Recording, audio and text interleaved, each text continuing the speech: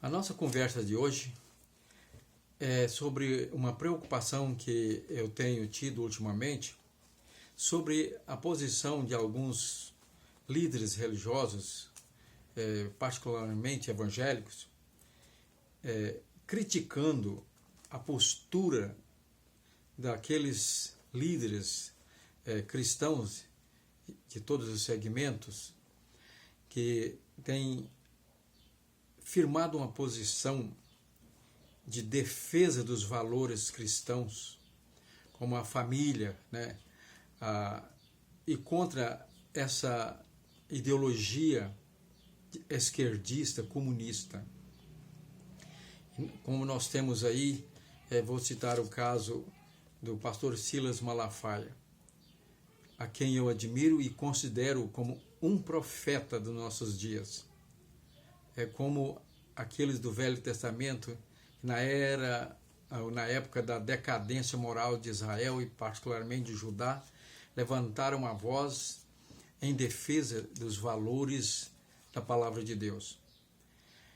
Existe dois extremos, né? Ou melhor, dois extremos e uma posição de neutralidade. Mas qual é a posição correta? A postura, primeiro, nós temos aí do extremo, é da postura liberal, de apoiar essas ideologias e as ações políticas e esse afrouxamento dos valores morais e cristãos. É o extremo liberal. Há um outro lado extremo que é do fundamentalismo radical, que assume uma posição ferrenha de combate, de crítica às ideologias, né, esquerdistas, todas as ações nesse sentido, e em defesa dos valores cristãos. Nenhuma posição à esquerda, que representa o lado liberal, nem a extrema direita, que representa esse fundamentalismo radical, é o que a palavra de Deus defende. E existe uma posição de neutralidade. E essa que é a perigosa que eu tenho notado. Porque as pessoas que estão criticando esses líderes, como já citei o exemplo do pastor Silas Malafaia, defende aí uma posição de neutralidade, que nós não devemos entrar nesse embate como se estivesse num ringue, né? Ora, é claro que nós não devemos tomar essa posição de uma arena, né, onde vamos travar aí esse combate. Essa não é a posição cristã. Mas a neutralidade, ela leva ao pecado da omissão. E quando vier a perseguição, então esses líderes que são a favor da neutralidade, eles vão ser perseguidos também, e as suas igrejas, né? Qual é a posição então correta? A postura correta é a que nós temos aí da posição firme, como eu quero falar hoje. Firmar posição em defesa das verdades da palavra de Deus não é oposição, mas evita a neutralidade que leva ao pecado da omissão, né?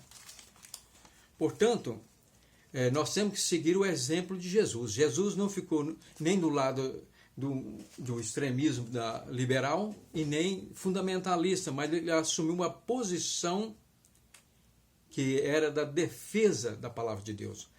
Lá no Salmos de número 11, nos versículos 2 e 3, nós lemos o que disse Davi sobre esses ataques contra os fundamentos da verdade e da fé. Ele diz: porque eis aí os ímpios armando seus arcos, colocam a flecha na corda para as ocultas ou escondidas dispararem contra os retos de coração. É o que está fazendo essa esquerda, esse movimento aí, né? Versículo 3, ora, se forem destruídos os fundamentos, que poderá fazer o justo?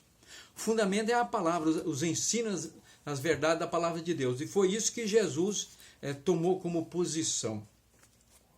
Firmar posição em defesa dos fundamentos morais não significa esse embate, como nós já falamos, mas a defesa da palavra de Deus.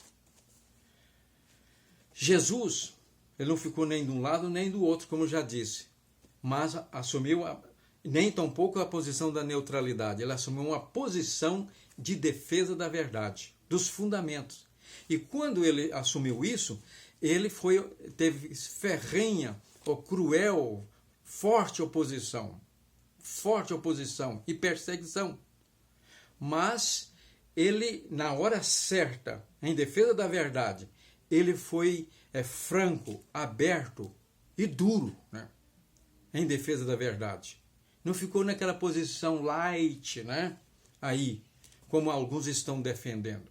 Ele simplesmente condenou, chamou de hipócrita os líderes religiosos e políticos corruptos e maus e perversos, como o Herodes. Ele disse, vai e diz essa raposa, que havia dito para ele sair lá da Galiléia, do seu território. Ele diz, vai e diz a essa raposa que eu vou permanecer aqui hoje, amanhã e no terceiro dia, quando eu terminar a minha obra, eu vou embora.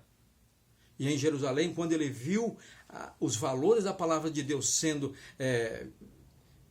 desrespeitados ali no templo, ele pegou uma corda, fez um grande chicote ali e botou todo mundo para fora. Literalmente virou a mesa, chutou e chicoteou os perversos.